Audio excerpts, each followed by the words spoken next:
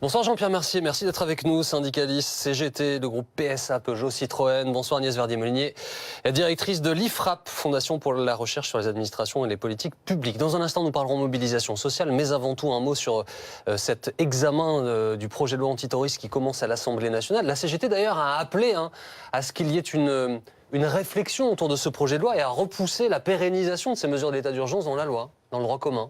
Bien sûr, pour moi, je parle en mon nom, c'est une loi complètement liberticide. On a pu voir les effets de toute façon qui n'ont pas du tout empêché les attentats, parce que c'est pas par des lois qu'on peut empêcher des attentats. Et moi, je me souviens parfaitement que lors des manifestations de la COP 21 ou de la loi travail de l'année dernière, des militants et des manifestants ont fait les frais de ce genre de loi où, en réalité, c'est l'état d'urgence qui passe dans la norme. Et ça, en tout cas, pour moi, c'est inacceptable. Agnès Verdier-Molinier. Alors, je ne comprends pas ce positionnement parce que quand on regarde les mesures, notamment les mesures abandonnées, celles qui ne sont pas transposées dans la loi, qui sont celles de l'état d'urgence, notamment, il y a plus de c'est la fin des interdictions de manifester, par exemple, et c'est la fin des dissolutions d'associations. Donc ça ne sera pas dans la loi, tout ça. Donc le sujet COP21, interdiction de manifester, etc., ne tient pas la route une seconde.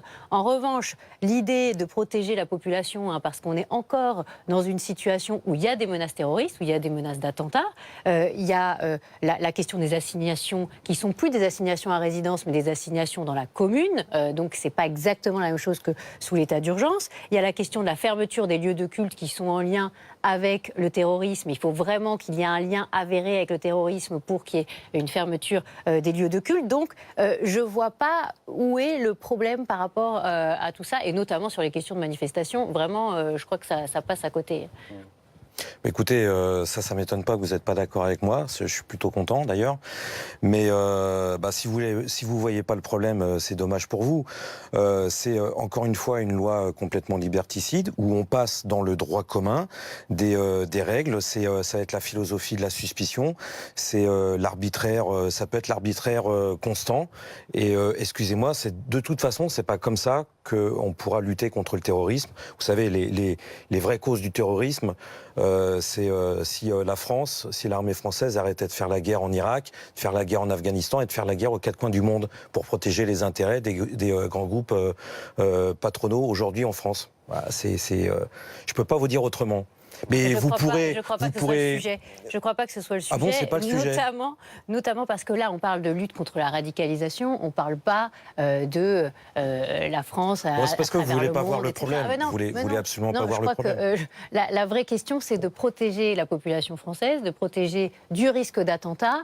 Et quand on regarde, par exemple, les mesures de la loi, par exemple, la lutte contre la radicalisation, mais aussi la lutte dans le cadre d'événements, dans le cadre justement de manifestations, dans le cadre de concerts. Et ça a été très efficace.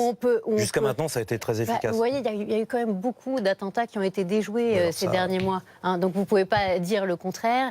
Et c'est vrai que sur ce sujet-là, il y a une attente de la population, une attente de sécurité intérieure et une attente de sécurité extérieure qui sont complètement le rôle de l'État régalien. On avance. Je voudrais qu'on revienne sur cette mobilisation sociale. Beaucoup de rendez-vous depuis une dizaine de jours contre les ordonnances. Plusieurs syndicats, il y a la France Insoumise, les fonctionnaires vont s'y mettre. Bref, il y a une forme de front qui s'est mise en place contre les ordonnances, qui ont pourtant été signées. Aujourd'hui, les blocages des terminaux pétroliers n'ont pas été franchement un succès, pour dire les choses, Jean-Pierre Mercier. En tout cas, ils ont été démantelés assez vite. Le mouvement est reconduit demain. Quel regard vous posez, vous, sur cette journée et plus largement sur cette mobilisation contre les ordonnances ? C'est un début. C'est un début d'un bras de fer qui doit se construire, d'un rapport de force qui doit se construire. C'est vraiment le début d'une mobilisation qui, je pense, va durer dans le temps parce que toutes les catégories de salariés sont aujourd'hui attaquées, qu'on soit en activité, qu'on soit chômeur, qu'on soit étudiant, qu'on soit retraité. On est tous attaqués et vous l'avez bien rappelé, il y a plusieurs mobilisations qui vont se dérouler dans les prochains jours. On n'est qu'au début. Si certains au gouvernement ou au MEDEF sont plutôt contents du début de cette mobilisation parce qu'ils pensent que de toute façon ça va pas marcher, ça va être crevé dans l'œuf, etc. Ils ont bien tort de se réjouir. Vous savez, il faut se méfier de l'eau qui dort plus tant que ça. Agnès Vardier-Monnier. Non, mais pour l'instant, on est dans un blocage qui n'est pas forcément énorme. Il y a quand même aujourd'hui un petit peu de pénurie d'essence. Il y a en gros plusieurs centaines, 300 stations-service qui manquaient d'essence. 300 stations-service, mais après, il y a eu quand même des CRS dans beaucoup d'endroits pour empêcher justement le blocage. La question, c'est est-ce que c'est en bloquant qu'on arrive à faire avancer une situation? Je ne crois pas.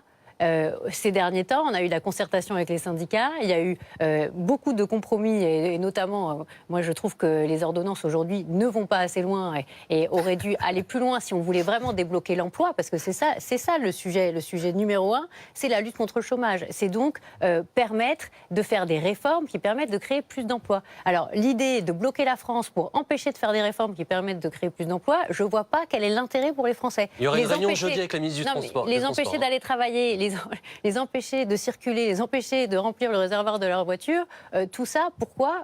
Parce qu'on est dans une vision où finalement il faut bloquer le pays quand on n'a pas ce qu'on veut au niveau syndical. Je ne crois pas que ce soit comme ça qu'on avance. Non, mais votre discours ne m'étonne pas, que vous soyez à l'extrême droite du MEDEF et que vous en vouliez encore plus, c'est votre job, vous êtes payé pour ça, de toute façon vous savez faire que ça. Entre nous,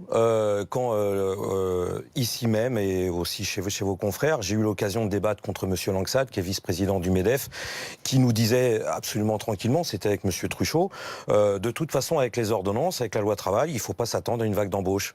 Voilà, c'est pas du tout l'objectif. Donc eux, de toute façon, les patrons, ce qu'ils veulent absolument, et c'est pour ça qu'ils ont écrit cette loi travail, ce qu'ils veulent, c'est pouvoir exploiter librement et aggraver leur pouvoir, accentuer leur pouvoir dans les entreprises et piétiner l'ensemble des droits collectifs que les travailleurs ont acquis, ont imposés depuis des décennies de lutte ouvrière. Vous savez, quand vous parlez de blocage, en juin 36, la France a été bloquée, complètement bloquée. Toutes les usines ne fonctionnaient absolument pas. Les patrons étaient pris en otage. Aujourd'hui, vous avez des congés payés. Aujourd'hui, vous avez des congés payés, c'est grâce à eux. Vous savez combien on a de millions de chômeurs ? Vous savez combien on a de millions de chômeurs ? Oui, excusez-moi, je fais partie d'un groupe, le groupe PSA, qui a licencié 3000 personnes à l'usine de Pessaulnay. Et quand vous parlez de chômage et de licenciement, vous savez pas ce que c'est, parce que vous n'avez jamais travaillé. Moi, je sais ce que c'est. Oui, là, ça, je crois pas que j'ai jamais travaillé, mais vous savez, on peut pas dire ça. Ce qu'on peut dire aujourd'hui... Dans une entreprise ? Oui, j'ai travaillé dans une entreprise. Fabriquer des richesses ? Déjà. Et vous voyez, j'ai vendu des produits.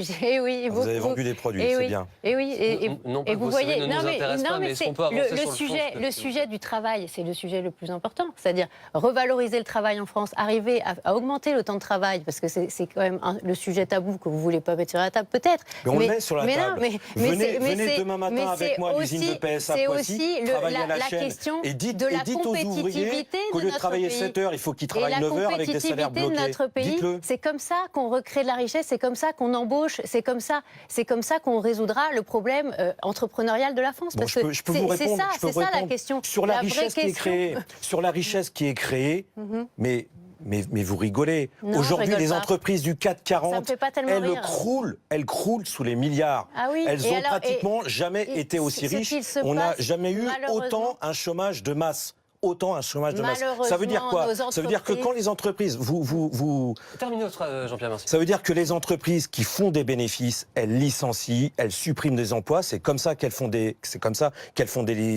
bénéfices. J'en sais quelque chose, et je peux vous dire qu'évidemment, le rêve d'un patron, c'est d'augmenter sans limite le temps de travail, de diminuer sans limite les salaires pour pouvoir gagner encore plus. Mais c'est pas pour ça qu'ils vont embaucher. Ce qu'ils veulent, c'est les pleins pouvoirs dans l'entreprise et avoir des salariés qui viennent pratiquement travailler.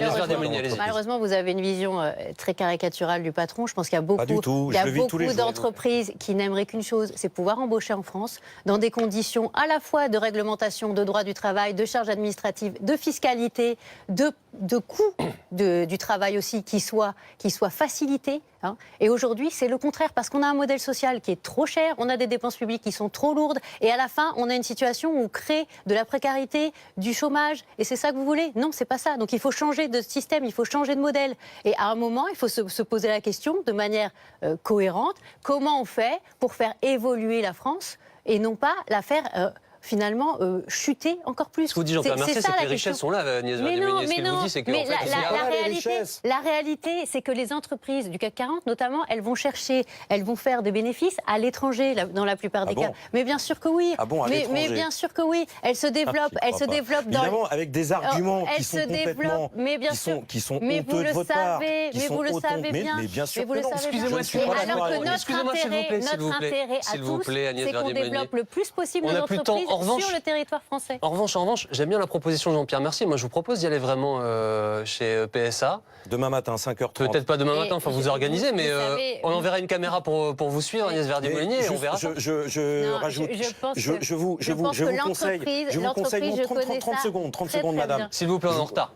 Je vous conseille simplement de faire vos besoins avant, parce que maintenant, chez Peugeot, à l'usine de Poissy, vous n'avez plus le droit de vous faire remplacer entre 2 pauses pour aller aux toilettes. Vous voyez où on en est? Voilà, écoutez, je pense ça réfléchissez à la proposition, mais c'est peut-être une proposition qui mérite d'être acceptée. Le monde entrepreneurial, le monde de l'entreprise, voudra jamais. Je crois Merci que à tous les deux d'avoir été avec nous. Mieux Merci que vous, à tous les deux d'avoir été avec nous ce soir dans Grand Angle.